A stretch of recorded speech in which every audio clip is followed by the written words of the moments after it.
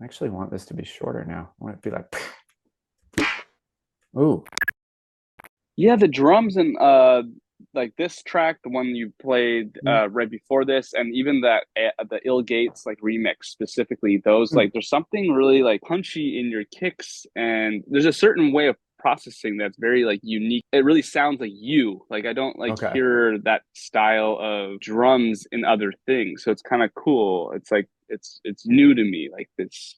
I can blame most of my drum design off of Pendulum. I was just trying to do that. Could be like that, like ringy last thing you have, and then the snap on the snare too. It Yeah, like there's like a there's, lot of texture in that that gives it quite an identity, I would say. I think most of that is due to definitely compressing things, but layering up. Yeah. And I do a tutorial on making a snare, which is like you layer up. What's the first part of it going to be? What's the middle section, and what's the tail going to be? Both kicks and snares can start with a treble component. You could practically Okay. snap your fingers and for both the kick and the snare, um, as long as that tapers off really quickly. So Yeah. most of my snares actually start with I have this recording called Clean Snaps, which Hmm. was I just snapped in front of my field recorder. Okay. Um, and it has a little bit of bass component just because it was right next to the condenser microphone. And Gotcha. I Yeah. add that to almost everything. Um, so this one has a snap. It's not that one. And this one I pulled the, let's see, is this just the tail? I had a disprove snare in this one. Here, I'm gonna just start a file really quick. Yeah. So a lot of those I was layering up multiple samples in the sampler, but um, if I were to do this now, I would just mix the drum down in its own space. So I would just do it in audio like this. And then when I'm done, I Okay. would just resample it because I think that's easier to work with later on. Um, Okay. so this is Like, my do you try not to use much MIDI anymore? Is that what you're saying, or just like the when you plug it back into the you if it's easier, rack? yeah, when you plug it back into the rack, that would be easier. Personally, for Okay. me, I actually don't use much MIDI anymore. I mean, the Yeah. rap track that I was showing you, all the kick and everything, it's straight out on the timeline. And Yeah. I've figured electronic music, the drums are so repetitive. I can Yeah. bear to torture myself for just a little bit and assemble them all in one section and then just cut and paste. It just feels quicker. And then Yeah. every once in a while, it means I could like vary up the snare by like stretching part of it or doing something weird or reversing it. Yeah. I have the freedom to do that. Yeah. But here's my clean snap. It's got a little bit of bass in there. Yeah. And let's say I was going to make a snare that wasn't supposed to sound like a snap. I might just taper that in a little bit like here, and then let's find a snare. Everything I have is from like Freesound and Sample Swap. Yeah. Hell yeah. Let me just do this just because this might be terrible to work with. But okay, so there's my snare in this loop. Yeah. And I'll pull this directly in. I think I'd pitch it up probably a little bit. And then start the snap right there and then maybe taper this in so it takes a little bit less of it. Uh, So, Using the transient from the snap. yep. Okay. And then let's say I want it to Then be a you have a little, really clean transient. yep, super clean transient. Okay.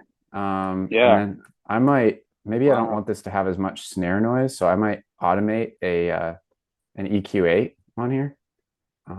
So Interesting. Okay. turn this off. So and this is why it's fun to do this instead of layering them up in a MIDI track because we're gonna go, Yeah.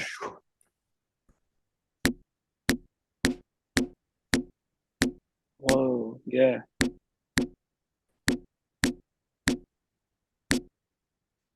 Yeah. Yeah. oh, that's kind of a weird, let's get up kind of sound. Yeah.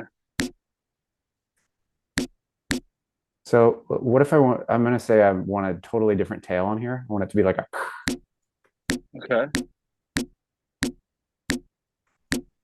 Wow. Yeah, you're like really shaping the sound and yeah. with by doing this. And then I have room to Yeah. do let's just say a clap. Find something reverby. Actually, I'm going to take this. This was a long time ago. We were at some summer camp or something. And I want that right there. That. I'll have to amp So this you like so recorded that? much. Yeah, it was just on a field recorder. Oh, Um, nice. It sounds really nice. oh, that might be it. This is going to be super artifacty, but I need to amp it more. So I'm just going to join it so that the amping gets reset. Now I have all that Hmm. room. Yeah. Take out the low end with an EQ. Nice.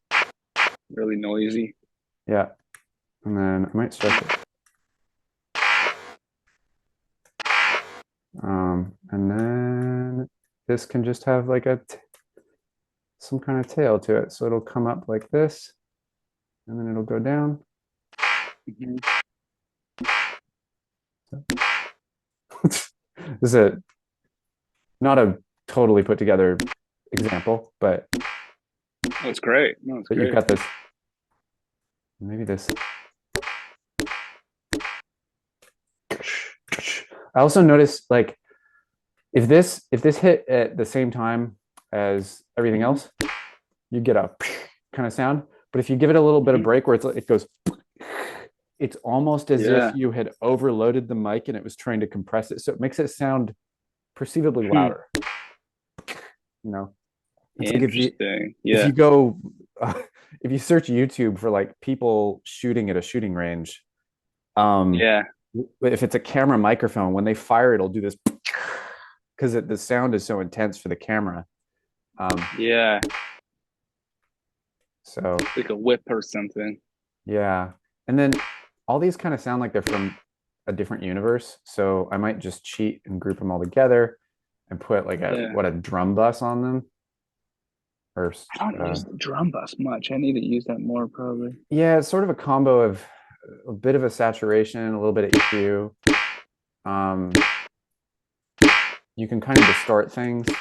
I actually want this to be shorter now. I want it to be like, ooh, I like that at the end.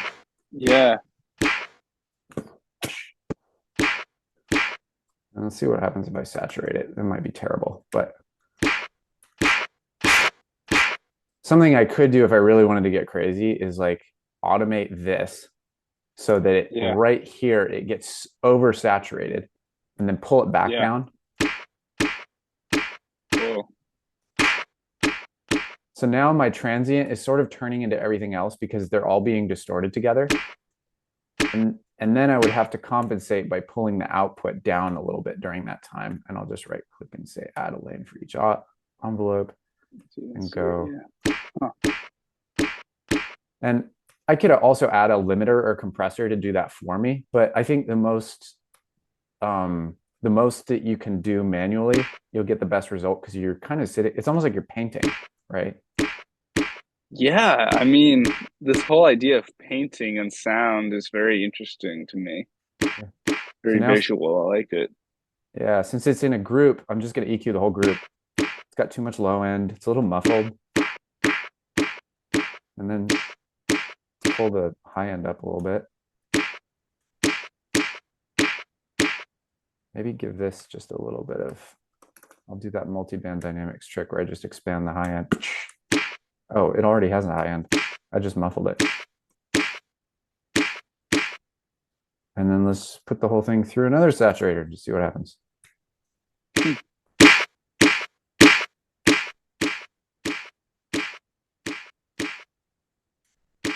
And then I might do an EQ3 just so that it offsets those. Like if I were to do this a bunch of times, it would start to sound more gooey, but I'll just do it just a little bit. I'll do it like that. And then, I'd take my group and collapse it, insert an audio track and say resampling, arm it for recording and Yeah. go, and there's my snare. And then I throw this into a folder called trash and I never touch it again.